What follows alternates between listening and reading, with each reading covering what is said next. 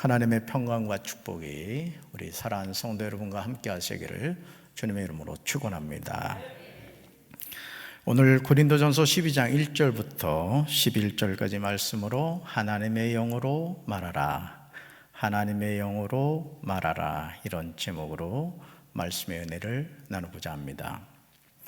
신앙의 여정에서 좋은 교회, 좋은 목사, 좋은 성도를 만난다는 것은 축복입니다.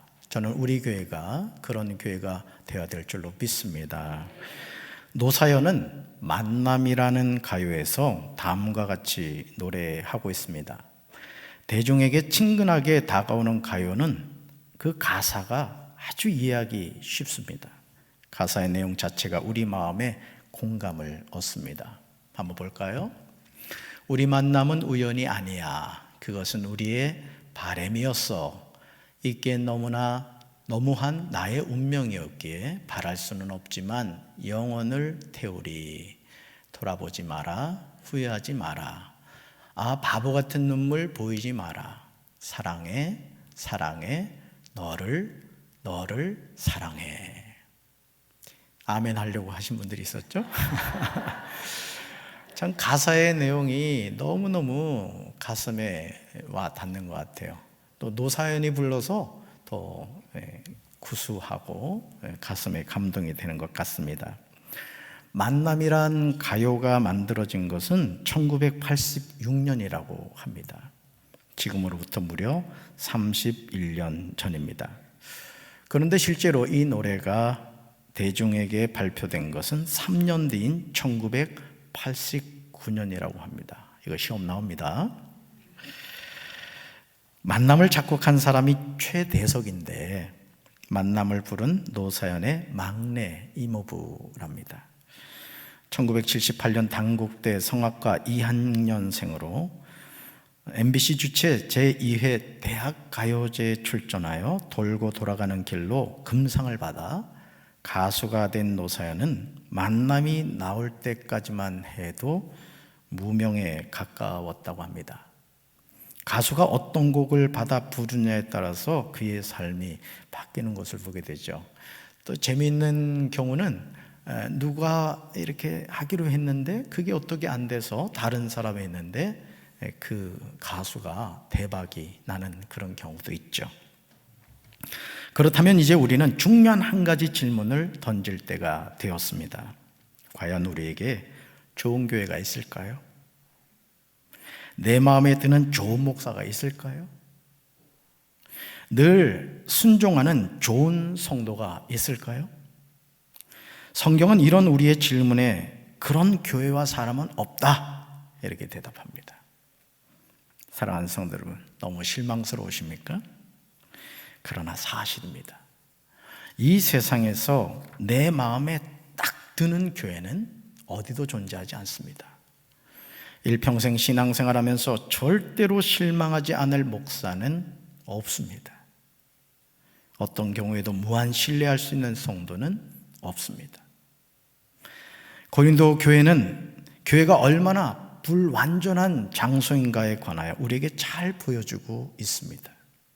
오늘 많은 목회자와 성도에게 존경을 받던 목사가 육신의 정욕과 안목의 정욕과 이생의 자랑으로 인하여 한순간에 나락으로 떨어지는 것을 우리는 종종 보게 됩니다. 앞으로 한국교회를 이끌어갈 목회자 해가지고 아무개 목사 해서 예를 들어 10분을 딱 이렇게 추천을 했는데 추풍낙엽처럼 한 사람 두 사람 이런저런 일로 떨어져 나가는 것을 보게 되죠. 직분을 받고 담임 목사의 좋은 동역자로 섬기던 성도가 어느 순간 변질하는 걸 보게 됩니다. 저는 우리 사랑하는 성도 여러분들이 직분과 관계없이 하나님이 나를 불러주셨음을 깨닫고 나에게 주신 사명을 믿음으로 잘 감당하는 우리 성도들 되기를 주님의 이름으로 축원합니다. 그러므로 성경은 하나님의 자녀인 우리에게 지체하지 않고 명확하게 대답합니다. 바로 이 말씀이죠. 같이 읽습니다. 높은 사람들에게 의지하지 마십시오. 죽을 운명의 사람들을 의지하지 마십시오. 그들은 사람을 구원할 수 없습니다. 아멘. 성경이 우리에게 제시하고 있는 내용은 우리가 알고 있는 일반 상식과 너무 다름을 보게 됩니다. 내 주변에 높은 사람이 있으면 얼마나 도움이 됩니까? 그런데 높은 사람들에게 의지하지 말라고 당부합니다. 왜냐하면 그들도 죽을 운명의 사람이기 때문에 그렇습니다. 이 세상에서 아무리 잘나고 똑똑해도 그들은 사람을 구원할 수가 없습니다.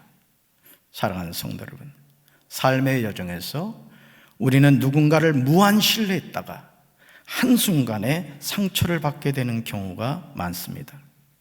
우리는 내가 전혀 모르는 저 미국의 어느 주에 사는 누구 때문에 상처받지 않습니다. 우리에게 상처를 주고 상처를 받는 사람은 가장 가까이에서 같이 사는 가족입니다. 그래서 제가 온누리교회에서 목회자반 아버지 학교를 할 때 이제 간증자들이 나와서 이야기를 하는데 대부분 공통된 이야기가 뭐냐? 자녀들이 가장 상처받는 대상이 부모라는 거예요. 특별히 아버지가 요주 인물이더라고요. 멀리 있는 누군가가 아닙니다. 가장 나를 사랑한다고 하고 나와 가장 가까이 있는 그 누군가가 나에게 상처를 주더라는 것이죠. 믿음의 공동체인 교회 안에서 만나는 목사와 성도들입니다. 얼마나 역설적입니까? 가장 가까이 있는 사람이 나에게 사랑만 주는 줄 알았는데 그렇지만은 않다는 겁니다.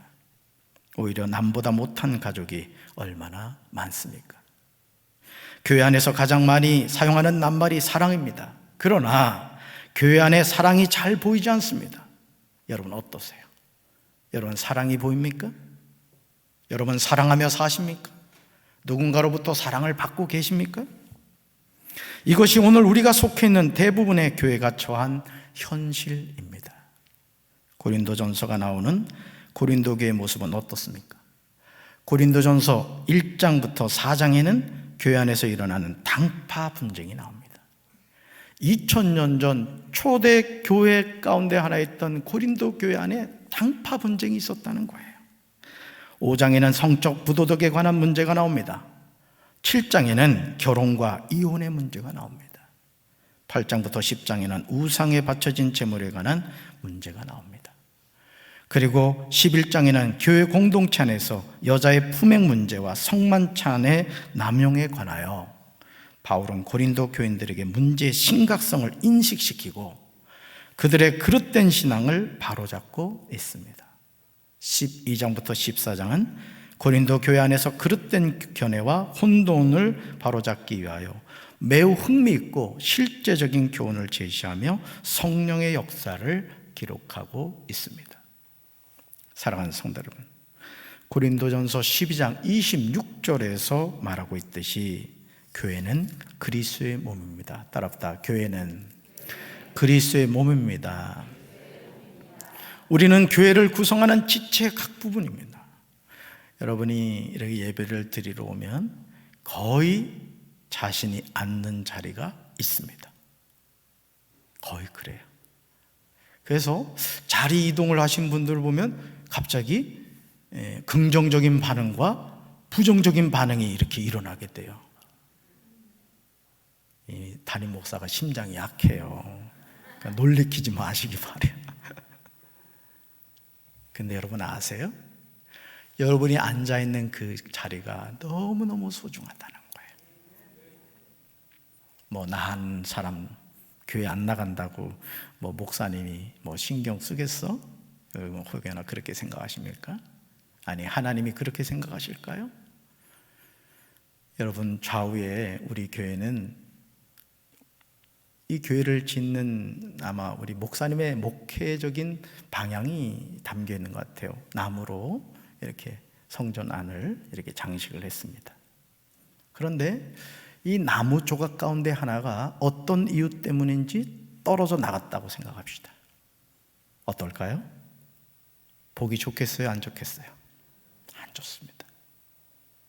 여러분이 하나님 앞에서 너무나 소중한 존재라는 걸 믿으시기 바라요. 하나님이 왜 천지창조를 하셨죠? 여러분 때문에요. 더 정확하게는 나 때문에 하나님은 이 세상을 아름답게 창조하셨고 그것을 우리에게 선물로 주신 줄로 믿습니다.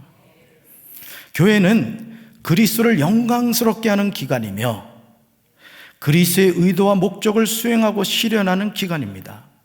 2000년 전에 예루살렘 감람산에서 하늘로 승천하신 예수 그리스도는 성령을 통하여 성도들 안에 내재하고 계세요. 여러분, 우리 안에 주님이 계신 줄로 믿습니다. 뭘 통해서? 성령을 통해서. 만약 예수님이 하나님의 보좌 우편에 앉아 계시기만 한다면 마태복음 28장 20절에서 예수님이 하신 약속은 거짓이 되고 맙니다. 예수님의 약속 볼까요? 내가 너에게 분부한 모든 것을 가르쳐 지키게 하라. 볼지어다 내가 세상 끝날까지 너희와 항상 함께 있으리라 하시니라. 아멘. 사랑하는 성도 여러분, 우리는 삼위일체 하나님을 믿습니다. 삼위일체란 성부, 성자, 성령의 세 위격이 하나의 실체인 하나님 안에 존재한다는 뜻입니다.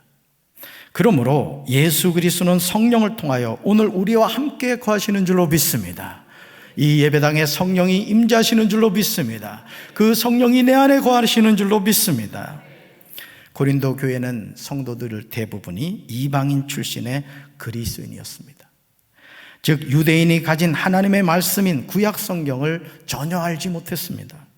그러므로 그들이 예수 그리스도를 영접하고 하나님의 자녀가 되기 전에 말을 못하는 우상에게 끌려갔습니다. 저희 고향에도 암말과 솔박이라는 마을 이름이 있고 그 한가운데 성황당이 있습니다. 어느 마을이나 우리나라는 거의 그런 구조로 되어 있습니다. 마을마다 큰 고목이 있고 거기에 줄을 둘러놓고 그냥 천조각 갖다 붙여놓고 돌멩이 쌓으면서 그 지나가면서 복을 비는 민족이 우리나라였어요. 근데 하나님의 은혜로 1885년 4월 5일 부활절 새벽에 아펜젤라 목사님 네 분이 복음을 들고 이 조선 땅을 찾아옴으로 말미암아 어둠이 물러가고 빛이 임하게 된 줄로 믿습니다. 우상을 섬기던 민족이 살아계신 하나님을 섬기게 된 줄로 믿습니다. 여러분, 너무나 당연한 결과가 아니겠습니까? 하나님을 모르는 사람은 하나님을 대신할 대상으로 우상을 섬기게 되어 있어요. 어떤 분들은 그런 얘기해요. 나는 아무것도 믿지 않는다고. 나는 아무것도 믿지 않는다고 그런 얘기를 하는 분들이 있습니다. 그러나 이 세상에 무신론자는 없다고 합니다. 우리는 다 누구나 무엇이든지 의지하면서 살아가게 되어 있다는 거죠. 이러한 사실 때문에 고린도전서 12장 1절과 2절에서 사도 바울은 고린도 교회 성도들이 처한 영적인 현실에 관하여 이야기합니다. 우리 같이 읽습니다. 형제자매 여러분, 신령한 은사들에 대하여 여러분이 모르고 지내기를 나는 바라지 않습니다. 알다시피 여러분이 이방 사람일 때에는 여러분은 이리저리 끄는 대로 말 못하는 우상에게로 끌려다녔습니다. 아멘. 바울은 고린도 교회 성도들을 향하여 형제들아, 형제들아 이렇게 부르고 있습니다. 그러면서 신령한 것에 관하여 나는 너희가 알지 못하기를 원하지 아니한다고 대답합니다. 바울은 지금 고린도 교회 성도들이 바울에게 편지로 질문한 내용에 관하여 대답하고 있습니다. 고린도 교회 성도들이 바울에게 질문한 내용이 신령한 것임을 알 수 있습니다. 영적 은사에 관하여 바울에게 질문했던 것이죠. 그들이 질문한 신령한 것은 4절부터 나오는 은사입니다. 기프트. 바울은 고린도 교인들이 성령의 은사의 목적과 그 기원과 은사의 다양성에 대하여 무지한 결과 그들이 초래할 수 있는 오류를 범하지 않기를 바라고 있습니다. 사랑하는 성도 여러분, 저와 여러분 가운데 처음부터 예수님을 믿은 사람은 아무도 없습니다. 우리가 흔히 모태신앙이라고 하지만 우리가 예수 그리스도를 믿음으로 말미암아 거듭나는 때는 바울이 로마서 10장 10절에서 고백하는 과정이 있어야 됩니다. 꼭 암송해야 될 말씀이죠. 같이 읽습니다. 사람이 마음으로 믿어 의에 이르고 입으로 시인하여 구원에 이르느니라. 아멘. 사람은 마음으로 믿어 뭐에 이르고 의에 이르고 입으로 시인하여 뭐에 이르게 된다? 구원에 이르게 된다는 거예요. 그래서 우리 입술로 예수님이 그리스도십니다, 예수님이 나의 구원자가 되십니다, 이 믿음의 고백을 한다는 것이 너무너무 중요한 거예요. 부부 사이에서도 그렇습니다. 낯간지럽게 느껴져도 여보 사랑해, 이 말 한마디 하는 것이요 아무것도 아닌 것 같아도 정말 중요한 거예요. 제가 예배 드리기 전에 교회 소식 이렇게 나눌 때 사랑합니다, 축복합니다, 여러분 가슴에 진정성을 갖고 고백하시기 바라요. 여러분 사랑합니다, 사랑합니다 하면 정말 사랑하게 되더라고요. 그러니까 말이 중요한 거예요. 내가 어떤 고백을 하느냐가 나의 삶을 이끌어가는 거예요. 저는 우리 성도들의 삶과 가정과 우리 교회, 아니 우리 민족이 사랑으로 가득 찬 그런 나라가, 또 교회가, 가정이, 개인이 되기를 주님의 이름으로 축원합니다. 아무리 내 부모님이 신앙이 좋으셔도 내가 구원을 받으려면 내가 마음으로 믿어 의롭다함을 얻어야 합니다. 자신의 입으로 예수는 그리스도라고 고백해야 되는 거예요. 이건 누구도 예외가 없습니다. 아무리 신령하게 보이는 목사라 할지라도, 장로라 할지라도 마음으로 믿어 의에 이르고 입으로 시인하여 구원에 이른다는 이 말씀은 예외가 될 수가 없는 거예요. 그래서 우리가 무시로 예수님이 내 인생의 주인이십니다, 구세주이십니다, 나의 구원자가 되십니다, 예수님 사랑합니다, 이 고백을 해야 될 줄로 믿습니다. 다시 말해서 고린도 교회 성도들처럼 우리는 누구나 하나님을 모르는 이방인으로 있을 때가 있었다는 뜻입니다. 그러니 하나님을 모를 때 말을 못하는 우상에게로 끄는 그대로 끌려가게 되었다는 거죠. 이건 필연적인 거예요. 사람이 손으로 만든 우상은 생명이 없어서 사람의 요구에 반응할 수도 없고 사람에게 자신의 분명한 생각을 나타낼 수도 없습니다.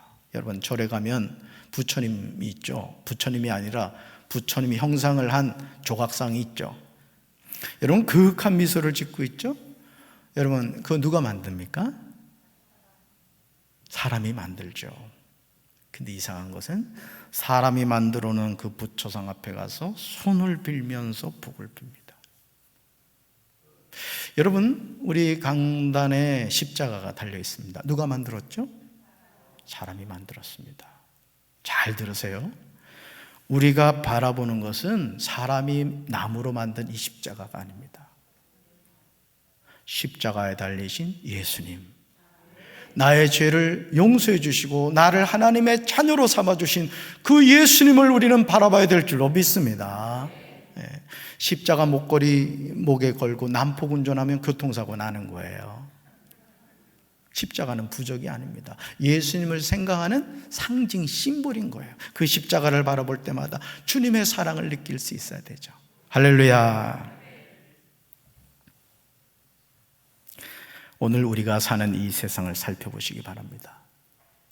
우리 주변에서 잘나고 똑똑한 사람인데 미신을 섬기는 이들이 적지 않습니다. 사실 하나님을 부인하고 자기 자신이 인생의 주인이 되어서 살아가죠.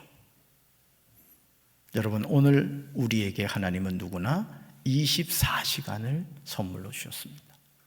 여러분 시간의 주인은 누구죠? 하나님이십니다. 여러분 우리가 왜 주님의 몸된 전에 나와서 예배드려야 됩니까? 그 이유 중에 하나는 시간의 주인 되신 아버지께 나의 생명과 같은 시간을 드리는 그 시간, 그것이 바로 영과 진리의 예배의 시간인 줄로 믿습니다. 부귀영화와 무병장수의 노예가 되어서 인생을 팡팡하게 삽니다. 그리고 잘 산다고 착각을 하죠. 여러분 돈이 많다고 잘 사는 사람이 아닙니다. 잘 사는 사람은 내 인생의 주인이 하나님이신 것을 믿고 그 하나님이 나의 모든 것을 주관하시는 아버지가 되신다는 사실을 깨닫고 순종하며 살아가는 사람이 잘 사는 사람인 줄로 믿습니다. 돈을 벌기 위해서 하나님을 떠납니다. 귀한 존재가 되겠다며 오히려 천박한 삶을 살아갑니다. 영화를 얻겠다고 하나님이 주시는 자녀의 삶을 포기합니다. 건강을 얻겠다고 자신의 신념의 노예가 되어서 살아가요. 여러분들 가운데 유튜브 영상 가운데 이상구 박사님이 다니엘 기도에서 간증을 한 영상이 있어요. 그거 꼭 들어보셔야 돼요. 이상구 박사님이에요. 이분이 이단에 빠졌다가 하나님의 은혜로 안식교 이단에 빠졌다가 하나님께로 돌아온 거예요. 그 주변에서 그런다는 거예요. 야, 너 어쩌다가 그렇게 됐냐? 그 똑똑한 이상구 박사가 예수를 믿는다고 하니까 주변에서 그러더라는 거예요. 여러분, 이어령 박사님도 크리스찬인 거 아시죠? 주변에서 그런다잖아요. 야, 너 어떡하다가 그리 됐냐고. 한국의 석학이 누가 그렇게 했을까요? 하나님이 그렇게 하신 줄로 믿습니다. 그분이 암에 걸렸는데 치료하지 않으시고 하나님 그분과 동행하는 삶을 살고 있어요.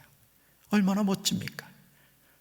죽음이라는 문제 앞에서도 두려워 떠는 인생이 아니라, 그렇지, 내 생명이 하나님의 손에 있지, 이것을 깨닫고 하나님과 동행하는 삶을 사는 거 얼마나 감사해요.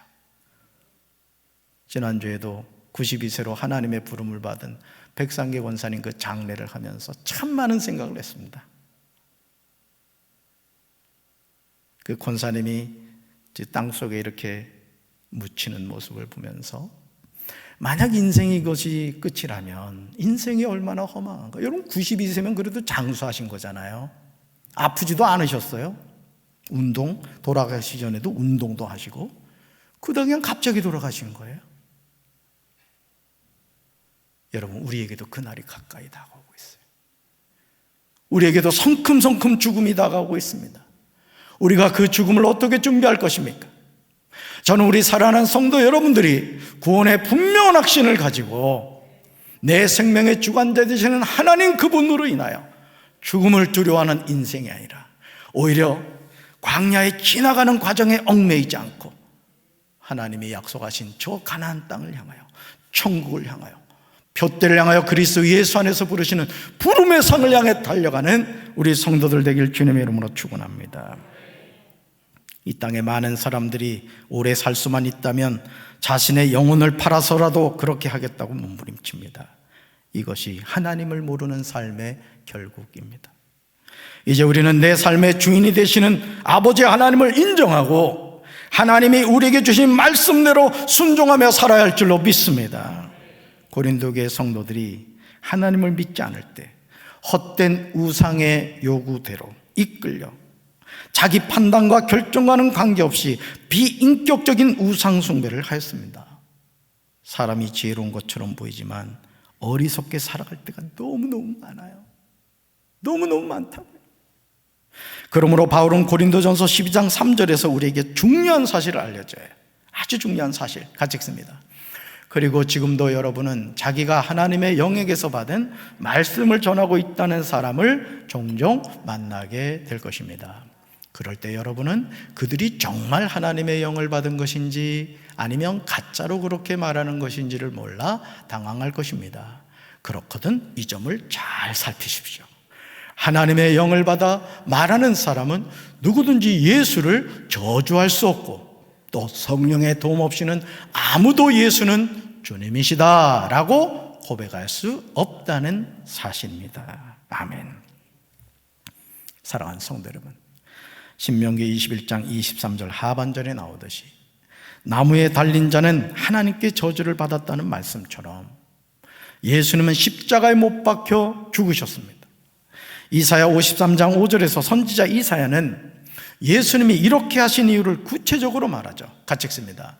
그가 찔림은 우리의 허물 때문이요 그가 상함은 우리의 죄악 때문이라. 그가 징계를 받음으로 우리는 평화를 누리고 그가 채찍에 맞음으로 우리는 나음을 받았도다. 아멘. 오늘 나란 존재가 있기까지 우리 주변에는 하나님이 붙여주신 수많은 스승이 있었습니다. 가장 먼저 진자리 마른 자리를 갈아주신 부모님이 계셨고 피를 나눈 형제자매가 있었고 나를 가르쳐주신 스승들이 있었습니다. 나는 홀로서기를 한 게 아니에요. 누군가의 도움이 있었던 거예요. 여러분이 지금 이 자리에서 이렇게 평안하게 따뜻한 공간 안에서 예배를 드릴 수 있었던 것은 누군가 저 지하실에 가서 보일러를 트신 분이 계셨고, 또 방송실에서 또 차량 안내를 하시는 분이 있었고, 곳곳에서 이름 없이 빚도 없이 헌신하신 누군가의 도움이 있었기 때문에 그런 것이죠. 감사해야 될 줄로 믿습니다. 그러므로 이사야 53장 5절을 우리는 네 가지로 살펴볼 수 있어요. 첫째, 같이 읽습니다. 우리의 허물 때문에 예수님이 찔리셨습니다. 우리의 죄악 때문에 예수님이 상하셨습니다. 우리가 평화를 누리는 이유는 예수님이 징계를 받으셨기 때문입니다. 우리가 나음을 받은 이유는 예수님이 채찍에 맞으셨기 때문입니다. 아멘. 그런데 어떻게 예수는 저주받은 사람이라고 할 수 있겠습니까? 그러므로 바울은 오늘 저와 여러분을 향하여 중요한 사실을 알려주고 있습니다. 바로 그것이 하나님의 영으로 말하는 사람은 예수를 저주하지 않습니다. 그리고 성령님의 도움 없이는 아무도 예수님을 주님이라고 말할 수 없습니다. 이것이 신령한 것에 대한 출발점이에요. 다시 말해서 고린도전서 12장 3절의 고백이 있는 사람이 4절부터 이어지는 말씀에 적용된다는 것이죠. 결국 우리가 깨닫게 되는 중요한 사실이 무엇입니까? 허물과 죄로 죽었던 우리가 마음으로 믿어 의에 이르고 입으로 시인하여 구원에 이르게 된 것은 전적인 성령님의 도우심이라는 거예요. 내가 잘나고 똑똑해서 내가 많이 배워서 하나님을 알게 되는 것이 아니라는 거예요. 하나님이 우리의 눈을 열어주시고 우리의 귀를 열어주시고 심령의 문을 열어주실 때 하나님의 말씀이 살았고 운동력이 있어 그 말씀이 내 속에 들어와서 하나님 감사합니다, 예수님이 그리스도십니다, 이 고백을 하게 되는 줄로 믿습니다. 바울은 예수님을 참 하나님인 동시에 참 인간으로 이해했습니다. 사랑하는 성도 여러분, 하나님의 자녀에게 주시는 성령의 다양한 은사가 있음을 깨달아야 됩니다. 고린도전서 12장 4절 이하에서 바울이 제시하는 세 가지 중요한 다양성인 은사, 직임, 역사 등은 오직 한 형태의 실제이신 성령 안에서 통일된 원리의 지배를 받습니다.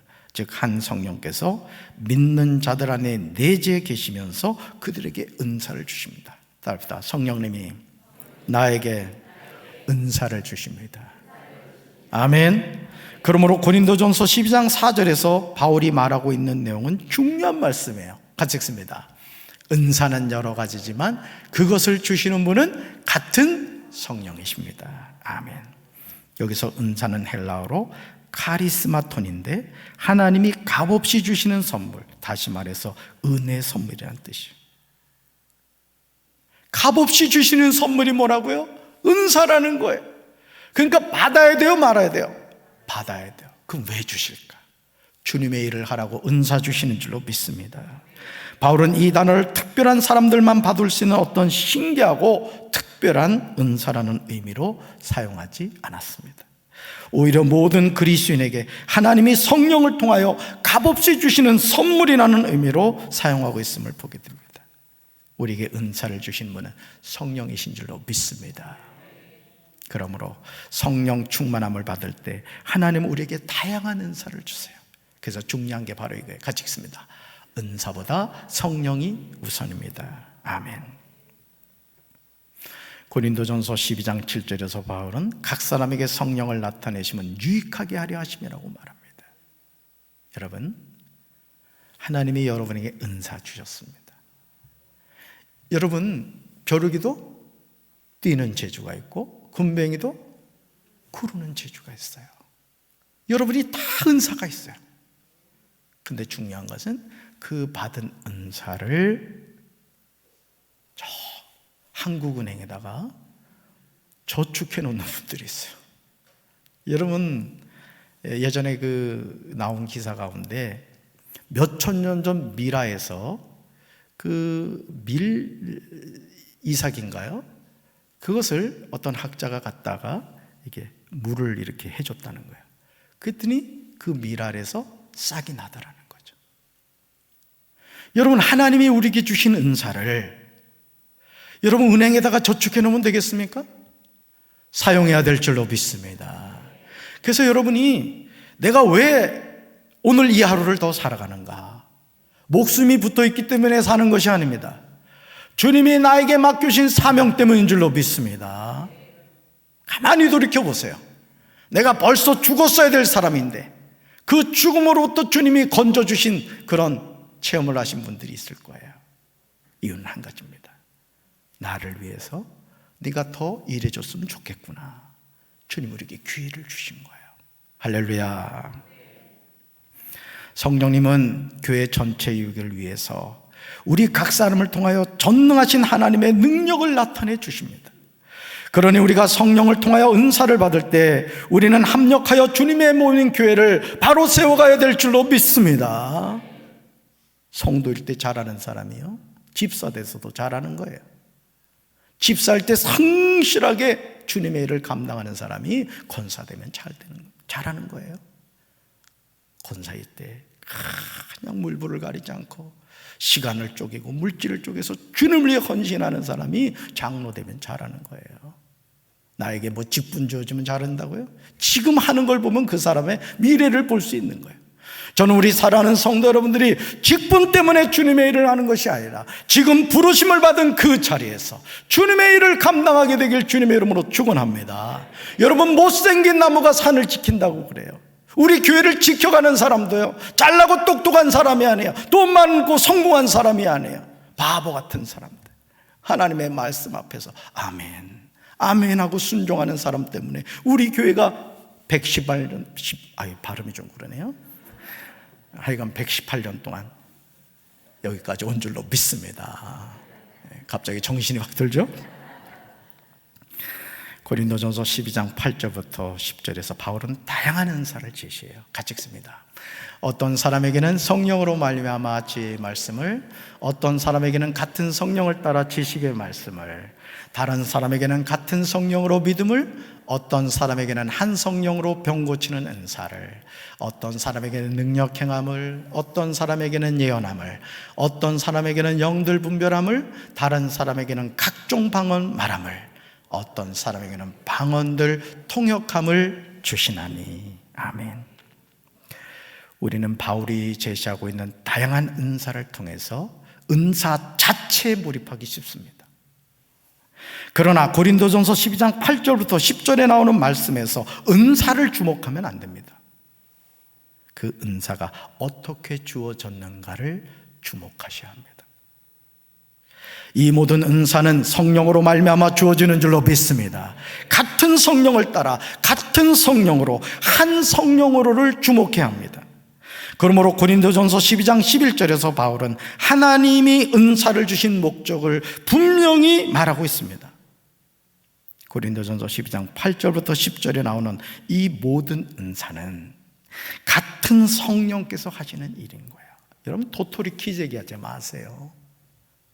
교회에서 제일 볼썽사나운 모습이 뭔지 압니까? 도토리 키재기 하는 거예요. 네가 크니 내가 크니. 여러분, 하나님이 바라보실 때는요, 그게 그거예요. 그래서 어떤 분이 그런 얘기를 하더라고요. 자기가 이제 키가 작은 거예요. 남자가 160이 안 되나 봐. 제가 170 좀 넘는데. 그랬더니 그분이 뭐라고 얘기하면, 하나님이 바라보실 때 내가 더 크다 이거야. 위에서 아래로 재면 그렇잖아요, 그죠? 뭐든지 이 생각이 중요한 거예요. 생각이. 성령은 이렇게 당신이 원하시는 대로 각 사람에게 각각 다른 은혜의 선물을 주세요.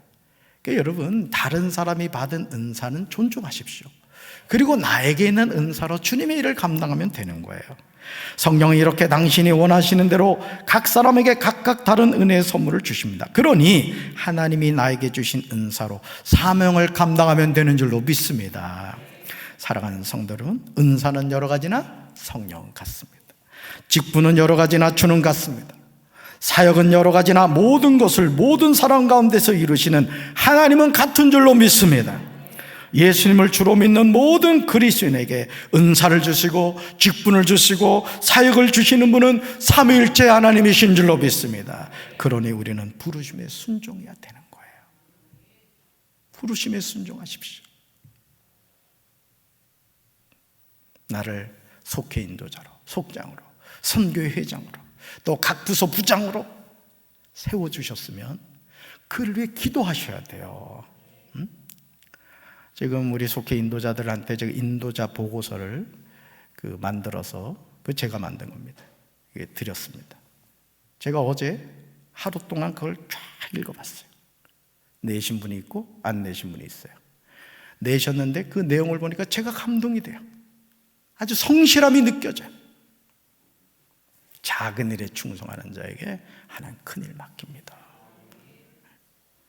문자 신방 보내신 분, 전화 신방하신 분들 체크하셨더라고요. 제가 그걸 보면서 감동이 되더라고요. 담임 목사가 감동이 되면요, 하나님도 감동하시는 거예요. 아멘. 그러므로 교회 머리는 그리스도를 잊지 마시기 바랍니다. 우리 교회 주인은 누구시라고요? 하나님이세요. 하나님이십니다. 우리가 은사를 사모하는 이유도, 우리가 직분을 사모하는 이유도, 우리가 사역을 믿음으로 감당하는 이유도 오직 하나님 때문이어야 될 줄로 믿습니다. 은사의 목적도, 직분의 목적도, 사역의 목적도 오직 교회 공동체 유익을 위한 것임을 잊지 마셔요. 교회를 허무는 성도가 아니라 교회를 세워가는 성도, 그런 성도들 통해 하나님의 큰 역사를 이루어가실 줄로 믿습니다. 올 한 해 동안 담임 목사의 좋은 동역자가 되셔서 하나님의 큰 기적의 주인공이 되는 우리 사랑하는 성도들 되기를 주님의 이름으로 축원합니다. 가슴에 손 얹겠습니다. 하나님 아버지, 우리에게 은사를 주시고 직분을 주시고 사명을 주신 분은 하나님이신 줄로 믿습니다. 맡은 자에게 구할 것은 충성이라고 했사오니 우리가 성실하게 주님 주신 사명 감당케 하옵소서. 주님의 교회를 아름답게 세워가는 일에 앞장서는 우리 성도들 되게 하시고 영혼을 구원하는 전도자의 삶을 살아가는 우리 성도들 되게 하옵소서. 감사하신 예수님 이름으로 기도합니다. 아멘.